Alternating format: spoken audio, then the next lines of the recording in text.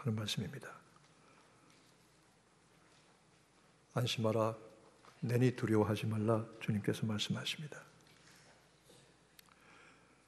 보통 사람은 보통 평범하게 살아갑니다. 특별하게 이름을 내거나 남에게 보여줄 만한 대단한 것도 없는 그런 평범한 인생을 살아가는 것입니다. 에브라함 링컨 대통령은 말하기를 하나님은 평범한 사람들을 가장 사랑하신다. 왜냐하면 하나님께서 평범한 사람들을 가장 많은 사람들 만드셨다. 그런 것 같습니다. 대부분의 사람들은 그렇게 살아갑니다. 그런데 살다가 보면 언젠가는 한 번은 생각하기 어려운 일을 만날 때도 있습니다. 스스로 아무것도 할 수 없는 인생의 거친 풍랑, 생명의 위협을 받는 그와 같은 때가 있을 수도 있습니다. 혹시 여러분은 살면서 하늘이 무너지는 것 같은 그런 절망을 느껴본 적이 있습니까? 살다가 하늘이 무너지는 것 같은 그런 일을 겪어본 적이 있습니까? 저는 겪어보았습니다. 여러분도 겪어보신 적이 있는 줄로 압니다. 그와 같은 때에 나는 내 자신의 힘으로 이 문제를 도저히 해결하거나 앞으로 나아가거나 그 자리에 계속 있을 수도 없는 그와 같은 절명적인 상황에 처할 때가 있다는 것입니다. 오늘 제자들이 갈릴리 호수 혹은 바다에서 만난 일은 주님께서 오병이어의 이적을 행하신 직후입니다. 물고기 2마리와 보리떡 5개로 5,000명을 먹이시고 12광주리를 남기신 이 엄청난 이적을 통해서 사람들은 그야말로 열광했습니다. 우리가 기다리던 메시아를 만났다. 정치인들이 가장 중요하게 생각하는 것이 경제 문제입니다. 먹고 사는 문제이죠. 이 문제를 해결하신 이분이 바로 메시아다. 난리가 났을 것입니다. 오늘 본문은 주님께서 그 상황에서 즉시로 제자들을 재촉해서 배에 태워서 건너편으로 빨리 피해서 가라고 하시는 권고의 말씀으로 시작을 합니다. 즉시 빨리 배에 올라타서 저쪽 건너편으로 빨리 가라 하고 몰아치시는 아주 급한 모습을 보여주고 있는 것이죠. 두 번째로 주님은 제자들 향해서 그렇게 빨리 쫓아보내시듯이 하시고 사람들에게는 돌아가라고 권고하셨습니다. 돌아가라. 여러분 집으로 돌아가세요. 왜냐하면 물고기 2마리와 보리떡 5개로 5,000명을 먹인 이 일이 퍼지면은 그 당시에 권력자들의 촉각을 건드리게 되고 예수께서 사역하시는 인전도의 사역에 어떤 방해를 받을지 모르기 때문에 예수께서 이 일을 조용히 듣고자 하시고 그리고 자신은 산으로 기도하러 올라가셨던 것입니다. 그와 같이 제자들이 갈릴리 호수 바다에 배를 띄워서 해가 저물 무렵 시작해서 풍랑이 치기 시작했는데 그 다음날 사경까지, 이 사경이라고 하는 것은 로마 군대가 보초를 쓸 때 밤에 4번으로 보초 교대를 하는데 그 마지막입니다. 오늘 이 시간으로 말하면 4시, 5시, 6시 새벽입니다. 밤이 새도록 배를 노를 지었지만 이 풍랑을 이기지 못했습니다. 그야말로 죽게 되었던 것입니다. 여러분, 아무리 담대한 사람에게도 두려움은 있습니다. 속심지가 굳고 웬만한 일에 굴복하지 않을 것 같은 사람도 허물어지는 때가 있고 자기의 생명의 위협을 느낄 때는 사람이 주저앉는 때가 있습니다. 제가 오래전에 어떤 교회에서 목회할 때 어떤 남자분 계셨는데 부인 집사님입니다. 그 남편이 거의 조폭 수준입니다. 말씀하는 것도 조폭이에요. 그 집에 신방 가면 저는 아주 두려워요. 무슨 얘기를 할지 몰라서. 제가 젊은 목사 시절인데 말을 아주 험하게 하세요. 그리고 목회자들 욕하고 교회를 막 욕하세요. 목회자를 욕하고 교회를 욕하면 그 묘한 쾌감이 있거든요. 성령이 주시는 쾌감이 아닌 이상한 쾌감이 있어요. 막 떠드는 거예요. 할 말이 없잖아요. 저분이 언제까지 저러시겠는가 그랬습니다. 부인도 애들도 꼼짝 못합니다. 세상에 폭군도 그런 폭군이 없어요. 그런데 어느 날 그분이 저한테 전화가 왔어요. 깜짝 놀랐습니다. 왜 전화했을까? 목사님, 제가 지금 병원에 응급실에 입원해 있는데 진찰을 해야 되고 검사를 해야 됩니다. 그런데 영어도 안 통하고 순서도 잘 모르고 보험도 지금 제대로 없으니까 목사님 와가지고 나 좀 도와주세요. 평소에 욕할 때는 언제고 급하니까 도와달라 그러는구나. 그래도 갔습니다. 가서 모든 수속을 다 도와주고 그리고 보험 그 수술 워커를 만나게 해주고 그 다음에 진찰을 하도록 그 결과가 나오도록 같이 기다렸습니다. 얼마 후에 의사가 나오더니 뭐라고 선언하냐면 당신은 폐암입니다. 폐에 아주 큰 혹이 있습니다. 담배를 엄청 많이 피우는 분이거든요. 그리고 삶이 정확하지 않아요. 그 얘기를 듣는 순간에 휠체어에 이렇게 앉아있던 그분이 허허허허 목사님 폐암이요? 내가 평생 어떻게 살았는데 뭐 폐암 좀 겁낼 줄 아십니까? 끄떡없습니다. 그냥 가세요. 저는 그럴 줄로 알았어요. 그분이 갑자기 제 다리를 끌어안더니 통곡을 하면서 살려달라는 거예요. 목사님 살려주세요. 살려주세요. 기도해주세요. 기도해주세요. 아니 평소에 목사 그렇게 욕할 때는 언제고 어떡합니까? 기도해줘야지. 손을 얹어서 간절히 기도했어요. 그리고 입원을 했어요. 한 일주일 만에 저한테 또 전화가 왔어요. 뭐라고 왔는지 아세요? 목사님 폐암이 아니랍니다. 할렐루야. 자기가 먼저 할렐루야. 어디서 듣긴 들었나 봐. 제가 그걸 보고 깨달은 게 있어요. 아무리 큰 소리 치고 교만한 사람도 아무리 자기가 훌륭한 줄 아는 사람도 정말 인생의 절대절명의 순간에는 그렇게 연약한 것이다. 평생 뱃사람으로 살았던 이 제자들도 마찬가지입니다. 저들은 엄청난 풍랑을 이길 수가 없었어요. 여러분, 이 제자들은 세 가지를 피할 수가 없었습니다. 첫째는 거세게 몰아치는 바람과 바다를 피할 길이 없었습니다. 피할래야 피할 길이 없습니다. 여러분 인생에 그런 때가 없습니까?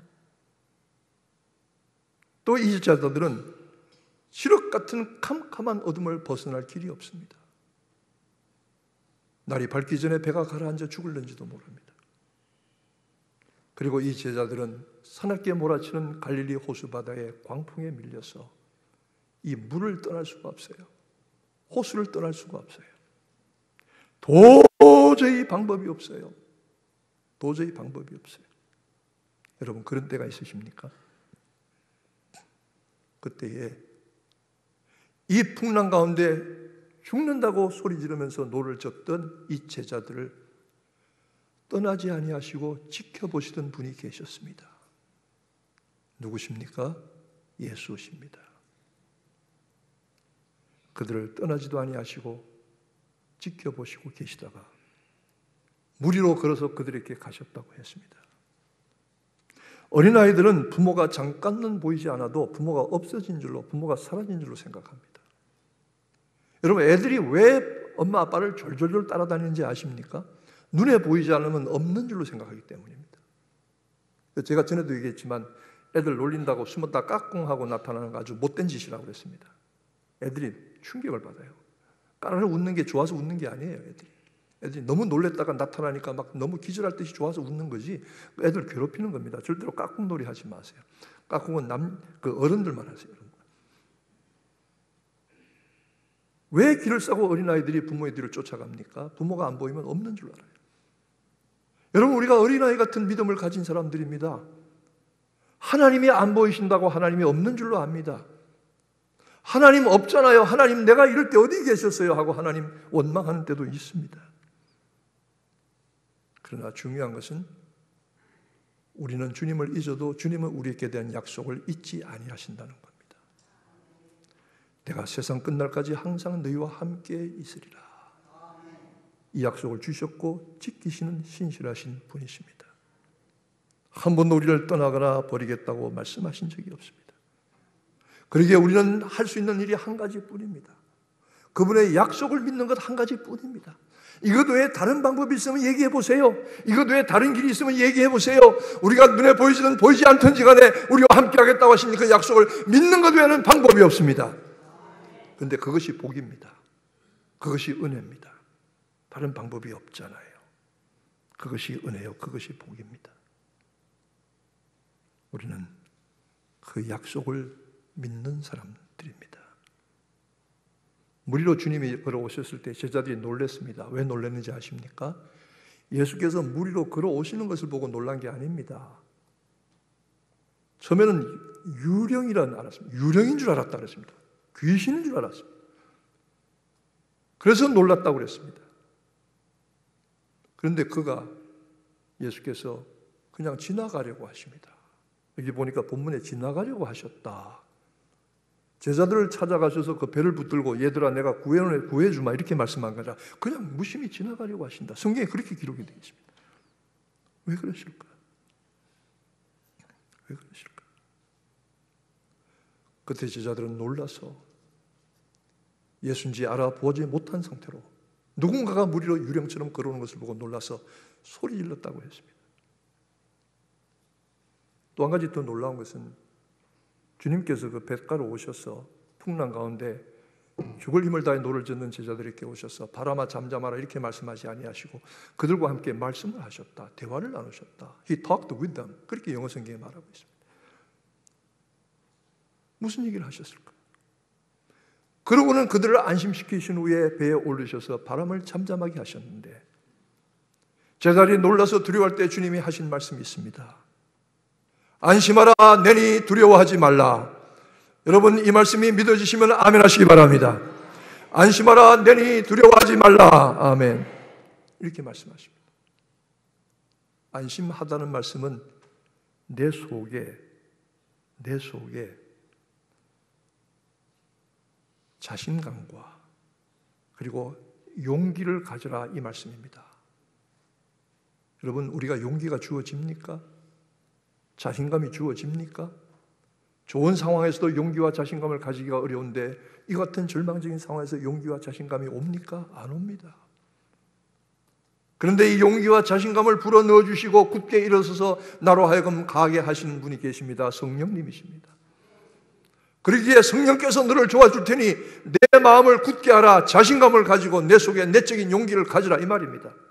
성령이 도와주시는 건 도와주시는 것이고 용기를 가지는 것은 납니다. 여러분 그렇게 되시기를 축원합니다. 하나님 앞에 이렇게 부르짖는 거예요. 하나님 감사합니다. 나 안 죽어요. 사명 주신 동안엔 죽지 않습니다. 나를 따라하십시다. 하나님 나 안 죽습니다. 사명 가진 동안은 살아있을 겁니다. 아멘. 이렇게 할 때 성령님께서 우리 마음을 굳게 하시고 우리 속에 담대함을 주시고 내적인 용기를 주신다 이 말입니다. 낙심하고 있으면 그것으로 끝입니다. 좌절하고 있으면 그것으로 끝입니다. 쓰러지면 누가 일으켜줄 사람 없습니다. 내가 일어나야 합니다. 내 발로 일어나야 합니다. 누구의 도우심으로? 성령의 도우심으로 내 발로 일어나야 합니다. 할렐루야. 이것이 주님이 안심하라 내니 두려워하지 말라 하시는 말씀입니다. 무리로 걸어오실 뿐만 아니라 바람도 잠잠하게 하시는 분이 누구십니까? 예수 그리스도이십니다. 그가 모든 권능을 가지셨습니다. 모든 권능의 제자들을 향한 사랑을 가지신 분이십니다. 제자를 지키려고 그 권능을 사용하셨습니다. 그런 일을 통해서 자기가 누구신가를 드러내어 말씀하셨고 제자들을 지켜주셨습니다. 우리가 할 수 있는 일은 그를 믿고 의지하는 것뿐입니다. 그분밖에 의지할 데가 없습니까? 그분밖에 부를 이름이 없습니까? 그분밖에 찾아갈 데가 없습니까? 여러분 그것이 축복인 줄로 깨달으시기를 바랍니다. 제가 금요일 기도할 때마다 그렇게 늘 했습니다마는 여러분 기도는 가장 겸손한 신앙의 고백입니다. 왜 그런지 아십니까? 갈 데가 없어서 여기 나왔습니다. 다른 일을 할 수가 없어서 기도합니다. 찾아갈 분이 하나님밖에 없어서 찾아왔습니다. 내게는 아무런 가능성이 없습니다. 그럴 때에 하나님께서 응답하시고 그 기도를 들으십니다.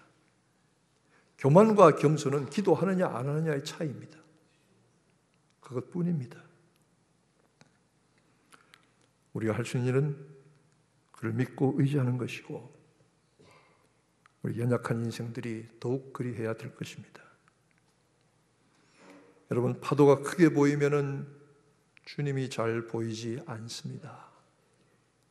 내가 가진 인생의 문제, 내가 부딪힌 삶의 문제를 너무 크게 보면은 하나님이 보이지 않습니다.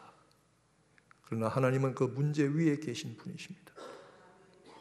바람 소리가 거세면은 하나님의 음성이 들리지 않습니다. 그러나 불과 바람 사이에서도 세미하게 들리시는 하나님의 음성을 들을 수가 있습니다.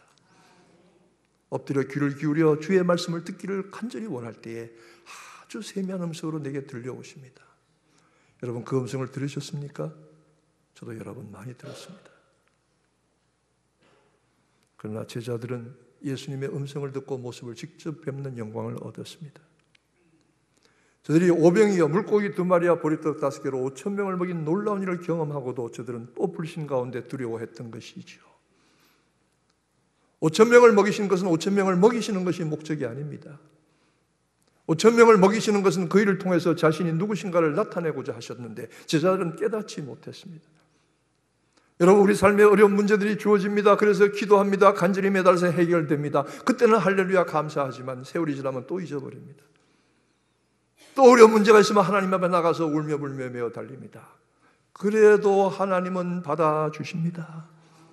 우리의 연약함을 아시기 때문입니다. 제자들은 자신들의 불신앙의 모습을 깨달았는지 모르겠습니다. 저들이 자신들의 불신을 깨달았든지 못 깨달았든지 간에 저들이 큰 풍랑 바람 소리에 주님의 음성을 듣든지 못 듣든지 간에 집채처럼 몰아치는 파도에서 하나님의 모습이 보이든지 않든지 간에 변함없는 것은 하나님이 저들과 함께 하시고 우리 주님이 저들을 지키시고 도우신다는 약속입니다. 이 약속만 의지하시기를 주님의 이름으로 축원합니다. 기도하겠습니다. 갈 데가 없어요. 피할 곳이 없어요.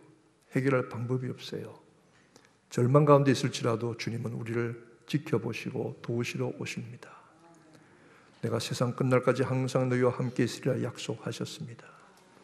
주님밖에 찾아갈 데가 없고 아랠 데가 없고 사정할 데가 없고 하소연할 데가 없고 부탁할 데가 없습니다.